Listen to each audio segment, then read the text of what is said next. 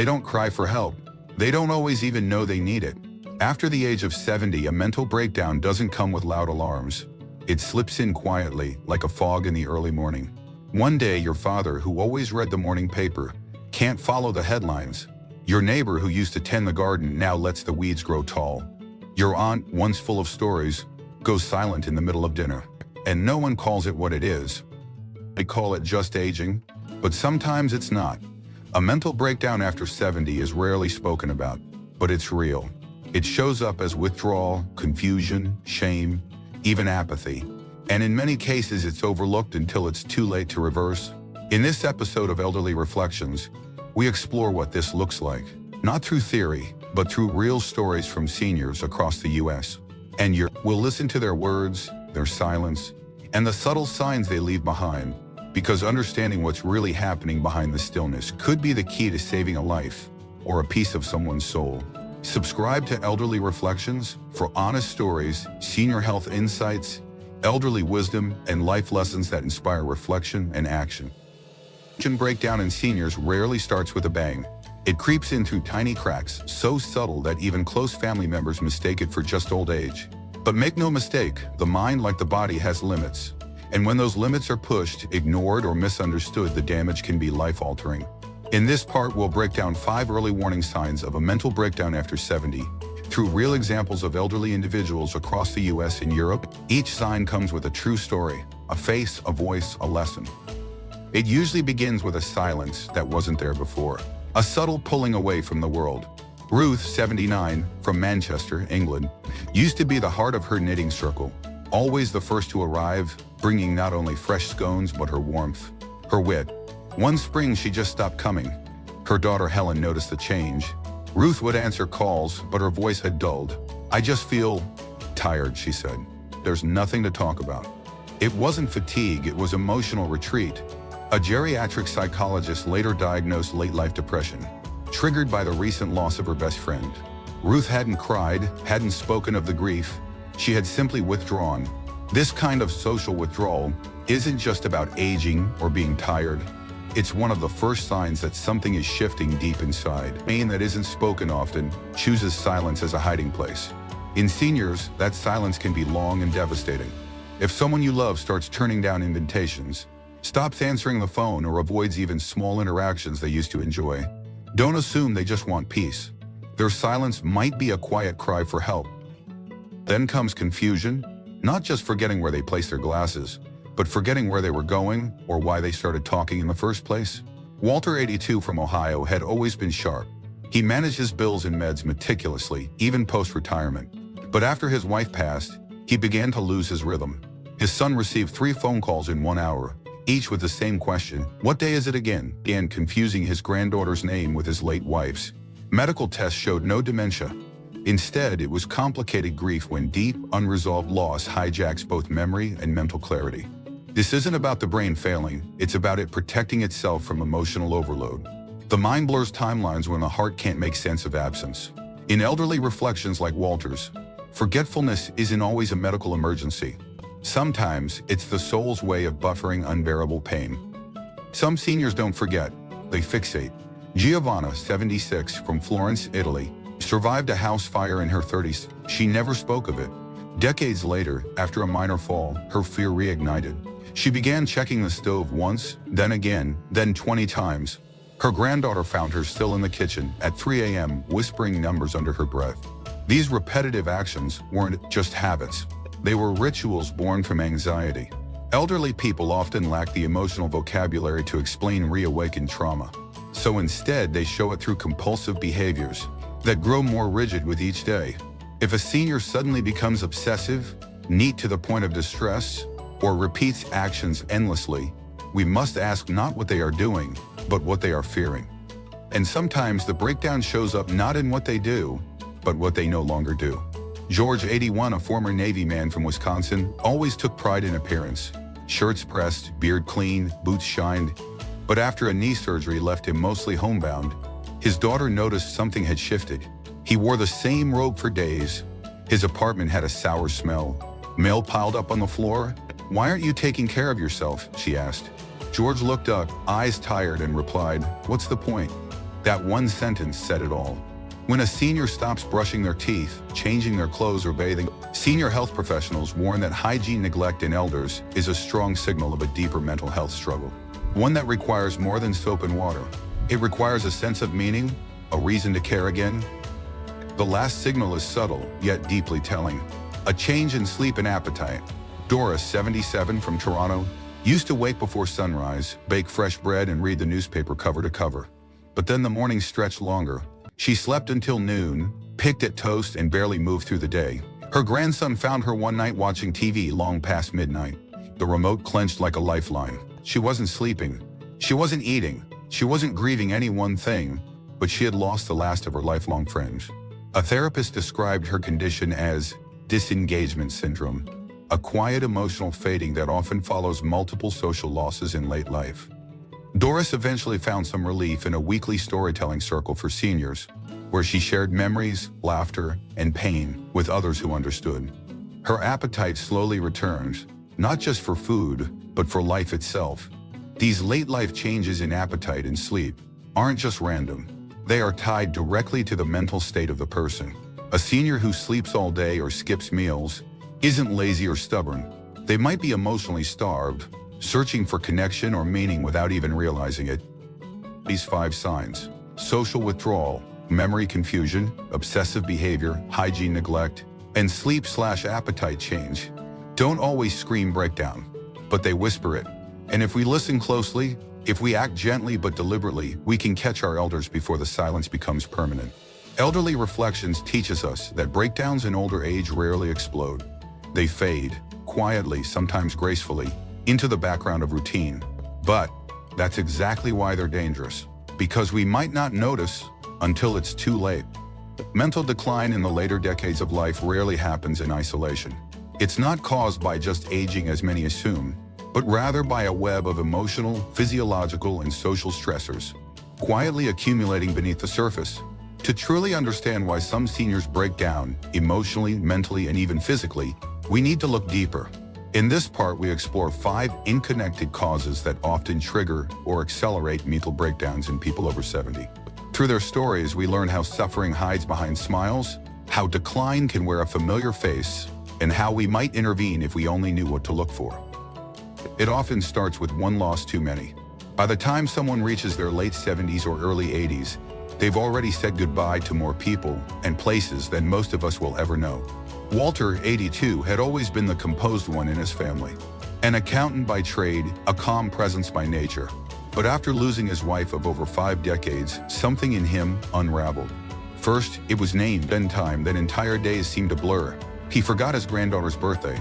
Then he called her by his wife's name. His son feared the worst, dementia. But medical tests told a different story. Walter wasn't losing his mind. He was drowning in unexpressed grief. Doctors called it complicated mourning, but the truth was simpler. He never got the chance to fall apart. The wisdom of the elderly teaches us that the soul can only carry so many quiet goodbyes. Sometimes when the tears don't come, the mind carries the weight instead.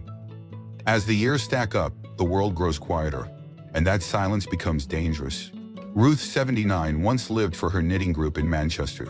Every Thursday without fail, she'd bring scones and stories, wrapped in laughter and warmth.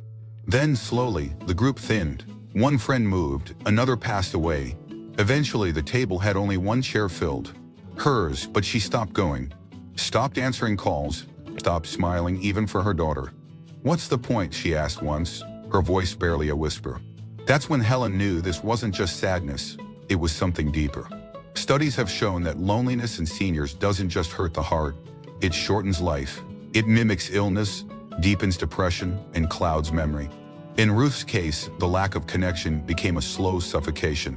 Elderly health is often framed around medications and meals, but we forget that conversation too is medicine. A friendly voice, a shared memory, a laugh at a silly story. Sometimes those are the lifelines. Then come the ghosts. Memories that were buried but never really gone. Giovanna, 76, had long since survived the house fire that nearly took her life in her 30s. She never spoke of it, not even when she remarried or had grandchildren. But after a minor fall in her kitchen, the fear came back. Not in words, but in rituals. She began checking the stove again and again. whispering numbers in the middle of the night, just making sure. She'd say, but the truth lay deeper. Her granddaughter found her awake one night, hands shaking, mumbling the words. The flames came fast. What she had never said found its way out through her body. Elderly minds don't forget trauma. They relive it when they're too tired to keep it buried. We often mistake these signs for eccentricity or stubbornness. But sometimes what looks like obsession is actually a silent scream, a way of saying, I was never okay. Sometimes the body stops moving, and with it, so does the spirit. George, 81, had always been proud of his appearance. A former Navy man, he'd wake at dawn, shave to perfection, and iron his shirts until they creased, like they came from the factory. But after a knee surgery left him homebound, the mirror reflected someone he no longer recognized. He stopped shaving. The blind stayed shut, stacked up like weeks of silence. When his daughter asked why he wasn't taking care of himself, he shrugged. What for? The truth was harsh. Without movement, George felt invisible. When the body is forced to stay still, the mind can start believing there's nothing left worth moving for. Elderly wisdom reminds us that independence isn't a luxury, it's identity. When that's lost, even the strongest can break quietly behind closed doors. And finally, there is rhythm or the loss of it. Doris, 77, used to be a metronome of calm. Wake at 6, bake at 7, garden at 8. Life had a pulse. But after losing 2 close friends, her days collapsed into a blur. She slept in late, skipped meals, sat motionless in front of each time she whispered.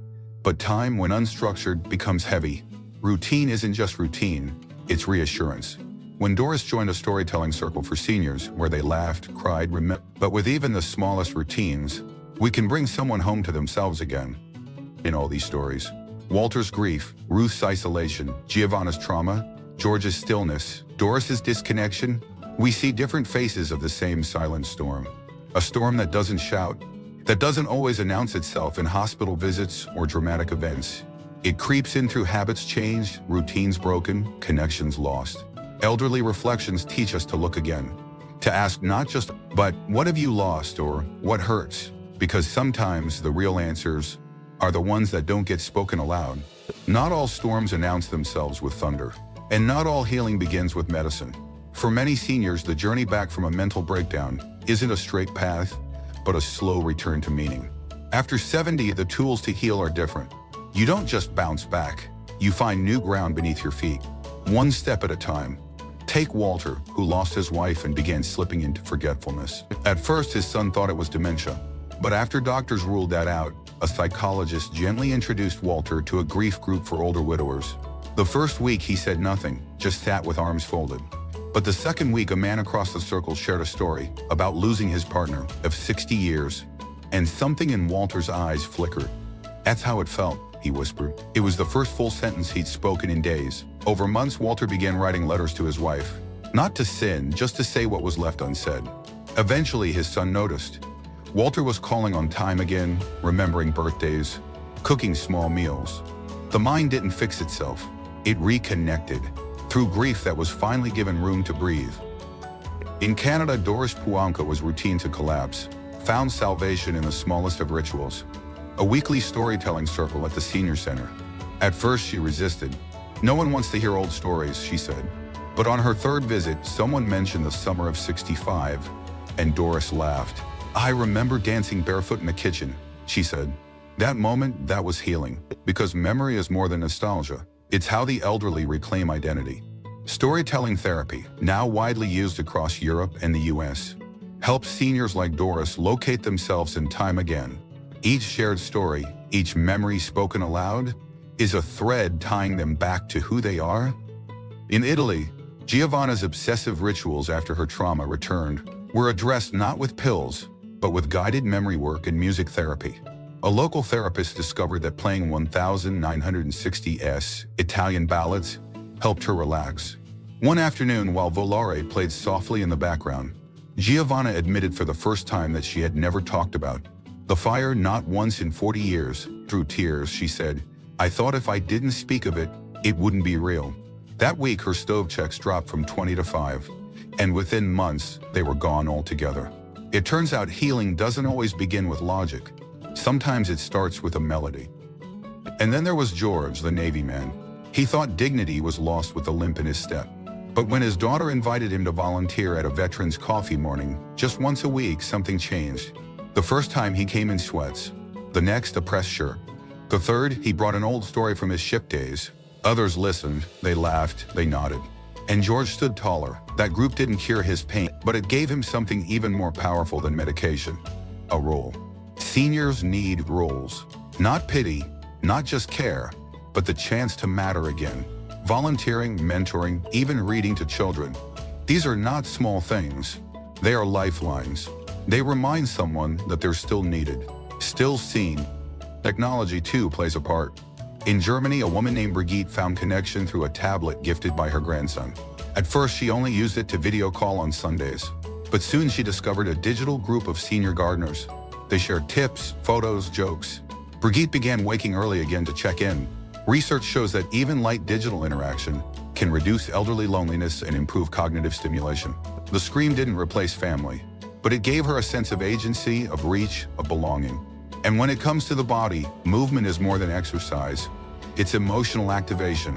In a Florida community, a group of women over 70 began meeting every morning for water aerobics and gratitude stretching. One participant, Lillian, 84, who had battled depression quietly for years, said, "I came for the pool, but I stayed for the laughter." Movement, paired with community, lights up dormant parts of the brain. Doctors call it neuroplasticity. But to Lillian, it just felt like getting her life back. Each of these stories, Walter's letters, Doris's stories, Giovanna's song, George's coffee club, Brigitte's tablet, Lillian's pool, teaches us that healing doesn't come from a single source. It comes from layered connection to people, to purpose, to memory, to movement, to story. Senior mental wellness isn't just the absence of illness, it's the presence of life, of being seen, of being asked, what matters to you today? So, if you're a caregiver, ask that question. If you're a family member, listen twice as long. And if you're a senior reading this, or someone who feels like one, know this: you are not invisible. Your story is not over. Your past matters, yes, but so does your present. Because the truth is, healing after 70 isn't about erasing the cracks. It's about letting the light shine through them. There's a quiet kind of strength in those who've lived past 70. They've seen wars and weddings, goodbyes and new beginnings, but even the strongest among us can bend when the weight gets too heavy. What we've learned today isn't just about breakdown. It's about the human need to be heard, to be held, to be remembered. If you or someone you love is over 70 and showing signs of emotional withdrawal, confusion, or fatigue, don't wait. Reach out. Listen without judgment. Sometimes healing begins with a simple question. Tell me what's been on your mind lately. At Elderly Reflections, we believe in the beauty of aging, the wisdom of experience, and the quiet power of connection. Your voice matters. Your story matters. If this video touched something in you, please consider liking, sharing, or subscribing. It helps us reach more people who need these stories, these reminders, these truths. And before you go, leave us a comment. Where are you watching from, and what did this story make you think about today? We'd love to hear from you.